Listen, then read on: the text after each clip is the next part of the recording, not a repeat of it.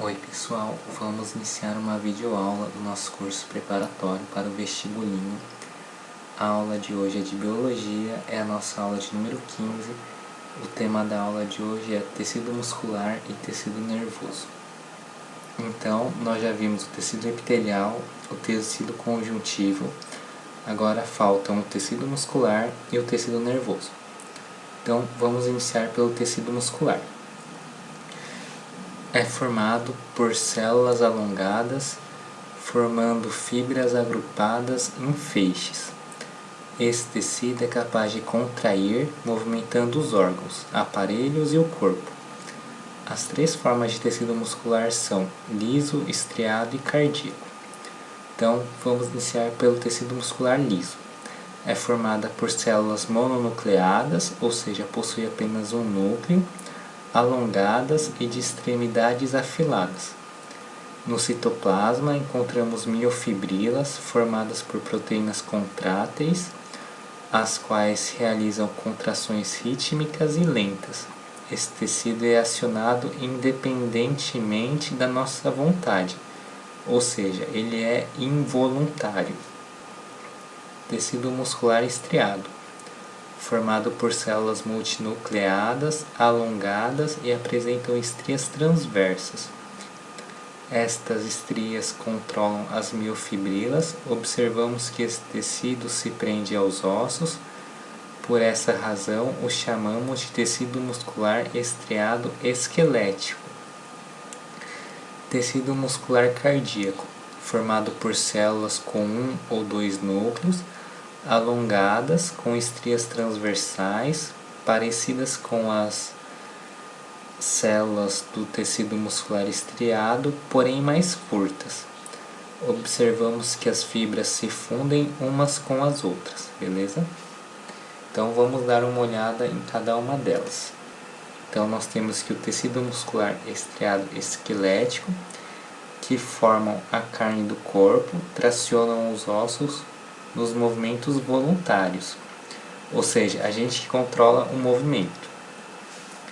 Então, é multinuclear, possui movimentos rápidos e ele é voluntário, beleza? O tecido muscular liso dispõe-se em camadas dentro de órgãos, por exemplo, nos intestinos. Possui um núcleo, movimentos lentos e involuntários, ou seja, a gente não controla eles. Beleza? Então, mononuclear, possui apenas um núcleo, movimentos lentos e é involuntário, ou seja, a gente não controla ele. Tecido muscular estriado cardíaco. Então, nós temos que ele é exclusivo do coração, nunca se cansa no trabalho de bombear o sangue para o corpo. Possui um ou dois núcleos, movimentos rápidos e involuntários. Então, esses dois aqui a gente não controla, tanto o liso quanto o cardíaco, beleza? Ele vai se movimentar independentemente da nossa vontade. Pessoal, agora vamos para o nosso último tecido, que é o tecido nervoso. É formado por células nervosas denominadas neurônios. Os neurônios possuem prolongamentos ramificados, que são os dendritos, corpo celular e um eixo cilíndrico, o axônio, o qual muitas vezes é protegido pela bainha de mielina, beleza? Os neurônios são especializados na condução dos impulsos nervosos, os quais vão dos dendritos para o corpo celular e do corpo celular para o axônio. Nós temos que o tecido nervoso forma um sistema nervoso central, autônomo e periférico. Sua função é coordenar as atividades do corpo, receber impulsos externos e responder aos impulsos recebidos, beleza? Então aqui nós temos aqui a bainha de mielina, que ajuda na propagação do impulso nervoso, ajuda ao impulso nervoso se propagar mais rápido. Tecido nervoso.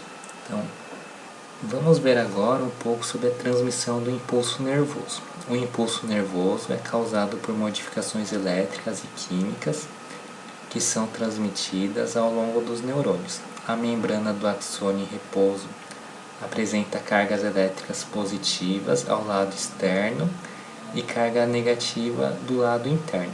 Isso então que o axônio está polarizado. Os neurônios conectam-se entre si e aos órgãos através de um tipo especial de junção, denominado sinapse. Em uma sinapse desse tipo, não ocorre contato entre as duas membranas. A transmissão do impulso nervoso se dá entre os neurônios ou entre o neurônio e uma outra célula por uma substância química chamada de neurotransmissor. Do axônio para o dendrito, no caso de 2 neurônios, ou do axônio para uma outra célula, beleza? Pessoal, então vamos dar agora uma olhada nos exercícios para ficar mais claro o que a gente viu até agora. Então, exercício 1. A figura a seguir representa um neurônio, uma célula típica do tecido nervoso. Os pontos de 1 a 6 indicam algumas partes dessa célula. Marque a alternativa que indica corretamente o nome dessas partes, beleza? A gente não viu umas figuras dos neurônios, então a gente vai ver agora essas figuras ao longo dos exercícios, para ficar mais claro o que a gente acabou de estudar. Então vamos lá. Então aqui nós temos o dendrito, que é essa parte aqui. Então o 1 é o dendrito, então a gente já pode eliminar a alternativa B, C e E.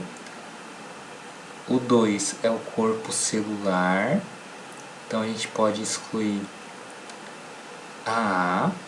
Então a gente já acertou a questão aqui, que seria a alternativa D. O 3 é o núcleo. O 4 é a bainha de mielina, que ajuda na propagação do impulso nervoso, né? Ajuda a aumentar a rapidez de propagação do impulso nervoso. O 5 é o nódulo de Javier. E o 6 é o axônio, beleza? Então, o axônio seria essas partes aqui, beleza? Vamos lá. Só lembrando aqui que aqui então seria a sinapse, beleza?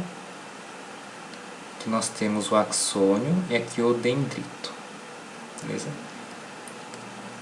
2. O neurônio é uma célula responsável principalmente pela transmissão de informações.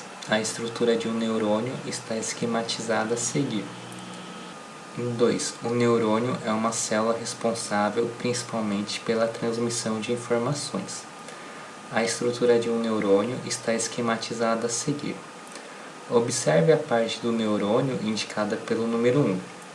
Marque a alternativa que indica o nome da estrutura indicada pelo número 1. Então aqui nós temos que o 1 seria o axônio, beleza? 3. É possível observar na região do axônio uma membrana rica em lipídios, que funciona como um isolante, tornando o impulso saltatório. Essa membrana, que é formada por prolongamentos de oligodendrócitos, recebe o nome de bainha de mielina, beleza? Alternativa C de casa. Pessoal, então agora vamos ver uma foto de como funciona a propagação do impulso nervoso. Então nós temos aqui que o impulso nervoso vai do dendrito para o axônio. Então aqui, antes dele passar, ele está polarizado. Quando ele estiver passando, ele despolariza, e depois que ele passa, ele repolariza, beleza? Então vamos lá, exercício 4. Os neurônios são as células responsáveis pela propagação do impulso nervoso. A respeito desse processo, marque a alternativa incorreta. A. A propagação do impulso nervoso relaciona-se com a movimentação de íons de sódio e potássio na célula. Então A, verdadeiro. Os impulsos nervosos são alterações na diferença de potencial elétrico pela membrana plasmática de um neurônio. Verdade também, né? C. Em condições de repouso, observa-se que a face externa da membrana do neurônio apresenta carga elétrica negativa. Errado. No repouso, nós temos que o externo é positivo e o interno é negativo. Então, C seria a resposta da questão. D. Quando o impulso nervoso chega à extremidade do neurônio, ocorre a liberação de neurotransmissores. Verdadeiro. E a liberação de neurotransmissores é fundamental para a propagação do impulso de uma célula para outra. Verdadeiro também. Só retornando ao último conceito aqui, pessoal, que então a bainha de mielina ajuda o impulso a ser saltatório. Então, com a bainha de mielina, o impulso se torna saltatório, o que faz com que ele fique muito mais rápido, beleza? Então, a bainha de mielina ajuda na propagação do impulso nervoso, tornando-o mais rápido. Então, aqui nós temos a sinapse, né? Também fenda sináptica. Nós temos, então, um neurônio, o impulso vai se propagando, quando ele chega no final ele libera neurotransmissores, que vai ir para a outra célula, aqui no caso outro neurônio, que vai retransmitir o impulso nervoso, beleza? Vai retransmitir a informação. Então aqui o impulso nervoso chega até no final da célula aqui, né? Que seria a célula pré-sináptica. Ele vai formar vesículas com neurotransmissores. Os neurotransmissores vão ser liberados na fenda sináptica e ele vai ir de um neurônio para outro. Então aí o neurotransmissor chega nessa célula, na célula pós-sináptica, nos receptores dos neurotransmissores. E aí a informação é passada de uma célula para outra. Exercício 5. Para que ocorra a propagação de um impulso nervoso, é de extrema importância que haja conexões entre os neurônios.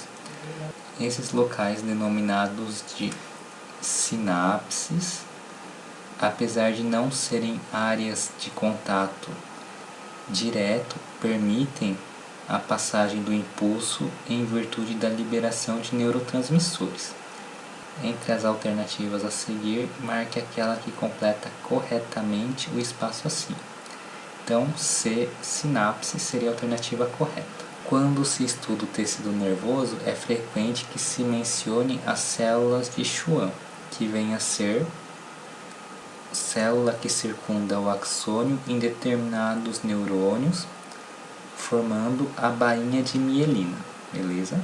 7. Os anestésicos largamente utilizados pela medicina tornam regiões ou todo o organismo insensível à dor, porque atuam nas sinapses, impedindo a transmissão do impulso nervoso. Então, alternativa B, alternativa correta. 8. A esclerose múltipla é uma doença causada pela perda da bainha de mielina, desmielinização dos neurônios. Essa alteração dos neurônios tem como consequência, como ele perde a bainha de mielina, ocorre a diminuição da velocidade de propagação dos impulsos nervosos nos neurônios afetados pela doença. Então, C, alternativa correta. 9. O tecido nervoso é fundamental para o funcionamento do nosso corpo. Sem ele, não seríamos capazes de responder aos estímulos do meio, raciocinar e nem mesmo nos locomover. A respeito desse tecido, marque a alternativa incorreta. O tecido nervoso é formado por pouca substância intercelular. Verdade. O tecido nervoso é formado exclusivamente por neurônios, células responsáveis por transmitir os impulsos nervosos. Então aqui é verdade que o tecido nervoso é formado por células responsáveis por transmitir o impulso nervoso, porém o tecido nervoso possui outros tipos de célula, beleza? Como a célula de Schwann que a gente viu agora há pouco. Então aqui está incorreto, porque ele diz que o tecido nervoso é formado apenas por neurônios. Ele é formado por outras células também, beleza? Dendrito é uma das partes do neurônio, verdade. D. O tecido nervoso recebe informações do meio e também as processa e gera respostas, verdadeiro. E os neurônios são células grandes que podem atingir diâmetros de até 150 micrômetros, verdadeiro também. Pessoal, agora que a gente fez os exercícios de tecido nervoso, vamos fazer alguns exercícios de tecido muscular. 10. O tecido muscular é constituído por células alongadas, altamente especializadas e dotadas de capacidade contrátil. A capacidade de contração desse tecido é que proporciona os movimentos dos membros, das vísceras e de outras estruturas do organismo. O quadro abaixo apresenta os 3 tipos de células musculares com suas principais características. Então aqui, ele pergunta o seguinte para a gente: a alternativa que preenche corretamente os espaços de 1 a 4 é... Então aqui nós temos o tecido muscular estriado esquelético, né? Possui aqui 3 núcleos, é voluntária, né, sua contração, e possui vários núcleos. Esse segundo aqui é o tecido muscular liso, né? A contração é involuntária, possui um núcleo por célula. Aqui nós temos o tecido cardíaco, contração involuntária, e pode possuir 1 ou 2 núcleos. Então a melhor alternativa seria a alternativa E, que seria a alternativa correta. Esquelético, liso, involuntário e 1 núcleo por célula. As células do tecido muscular são ricas em proteínas que estão relacionadas à contração muscular. Que nome recebe essas proteínas? Aqui é meio que uma decoreba, né? Mas o nome dessas proteínas é actina e miosina. 12. Podemos classificar o tecido muscular em 3 tipos: tecido muscular estriado cardíaco, tecido muscular estriado esquelético e tecido muscular não estriado ou liso. Sobre esses tecidos, marque a alternativa incorreta.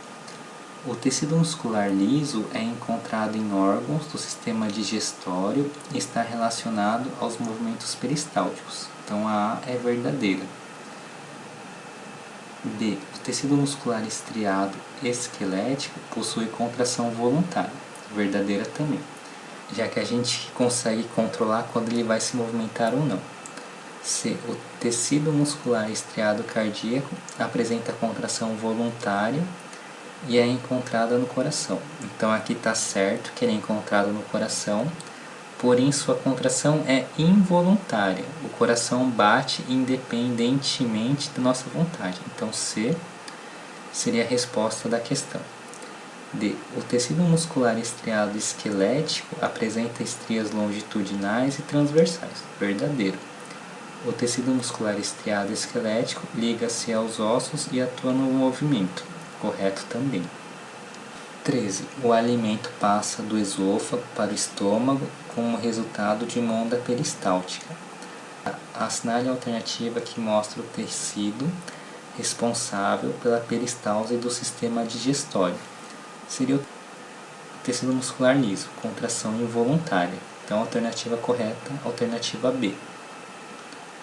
14. É constituído por células uninucleadas que possuem núcleos centrais. Em seu citoplasma encontramos miofibrilas, formando discos claros e escuros. Para formar o tecido, essas células se colocam em continuidade umas com as outras, sendo que a adesão entre elas, feita pelos discos intercalares, apresenta contrações rápidas e involuntárias. Essa descrição é do tecido, então se é rápido e involuntário é cardíaco, beleza? Muscular estriado cardíaco. Se fosse lenta e involuntária seria liso, se fosse rápida e voluntária seria do estriado esquelético, beleza? Então a alternativa C seria a alternativa correta, muscular estriado cardíaco. O músculo liso ou não estriado apresenta células com núcleo único e longa, então seria a alternativa D a alternativa correta. Pessoal, então com isso finalizamos a nossa aula de hoje. Foi uma honra estar com vocês, espero que tenham gostado da aula. Obrigado por acompanhar o curso e até a nossa próxima aula.